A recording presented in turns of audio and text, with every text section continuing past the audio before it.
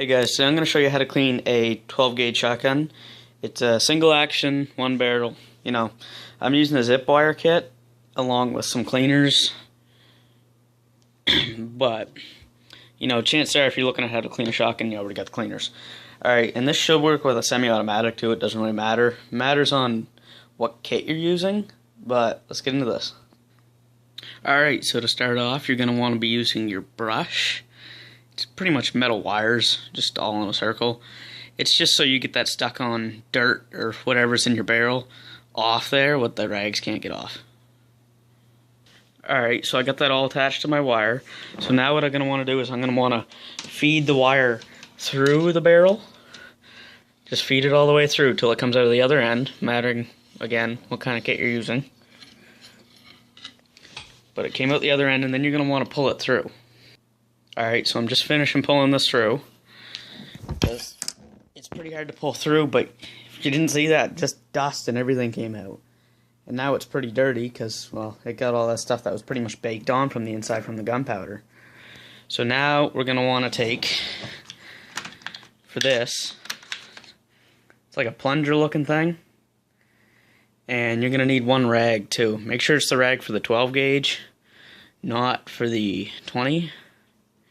Mattering, again, what kit you're using. And if you look, there's little holes in the side, and that's where the rag's going to go through. Alright, so I just put one tip of the rag through, and you're going to want to have to pull that through now till it gets in the middle part right there. Alright, now your rag should look like that. Kind of like, almost like a butterfly pretty much, but... Alright, so now you're going to want to set that on something, mattering what you're doing it on. I'm doing it on coffee table, so I don't really want to damage it at all. So I just put a plastic bag underneath it because there is some pretty heavy duty cleaners. And you don't really want to get those cleaners on the table because they could take off the varnish or whatever you really have that's covering your table. Alright, so I got about half my rag soaked in cleaner. And it's just the kind of cleaner I'm using. It works well, I find. Alright, so now I got my wire attached to it again. So what you're going to want to do with this one instead of the brush is when you feed it through the barrel, do it about 4 times just to be safe, to make sure there's no dirt or grime left in there. Alright, so once you're done feeding it through the barrel a couple times, it should be relatively dirty. Like mine's pretty much black. This gun hasn't been cleaned in a long time.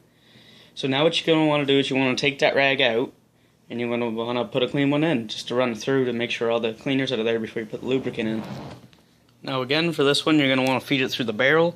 You should only have to do it once, but you can do it twice if you want to. Just make sure I'll get that grime and cleaner out of there. Alright, now that you pulled that one through, you're going to want to get your kind of buffer kind of one. It's basically just little frays, cloth or something. Alright. So once you get that on your wire, you're going to want to feed it through the barrel again. Probably a couple times just to clean it up. Okay, so once you get your buffer wheel through, it's really an indicator, I find. If it's black, like mine's only black at the bottom where it pulled through, but if it's black the whole way, you're going to want to repeat that process again with the cleaner. And now you should be good for the lubricant. And I will show you how to do that in a second. Alright, so you're going to want to take that plunger looking thing and just feed another rag through. Then you want to grab your lubricant. This is the lubricant I'm using for this gun. It's pretty good stuff. And you're just going to want to put probably 3 drops on each side, just in the front.